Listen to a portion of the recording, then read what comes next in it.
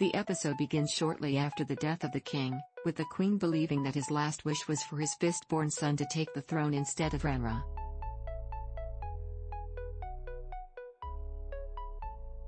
This leads to her consulting with her father and Hand of the King Ser Otto Hightower on how to proceed, as they both want the prince to take the throne.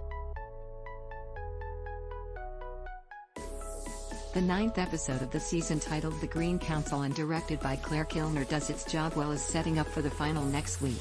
We see battle lines being drawn as soon as the queen and her father reveal their plans to the small circle, with some protesting openly and others playing.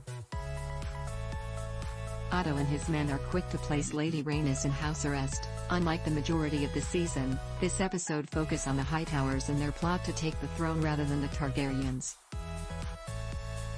Rather than focus on the blood and gore, this one focuses mostly on the drama, and does a great job focusing on different characters and their actual thoughts on the queen's plans despite following her orders. We have Prince Aemond wanting the throne for himself, believing that his brother is unfit to rule but still following his mother's orders. Then there is Aegon, who does want the throne and would rather live in exile.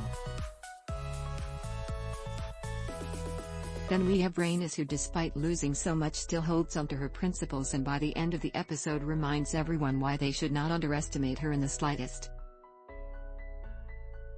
Finally, we have Ser Otto Hightower, who has been pulling the strings throughout the years and who finally gets his ambition rewarded.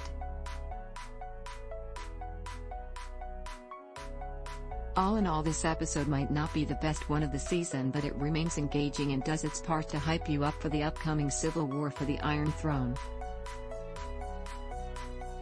The first 9 episodes of House of the Dragon are currently streaming on Hotstar, with new episodes every Monday.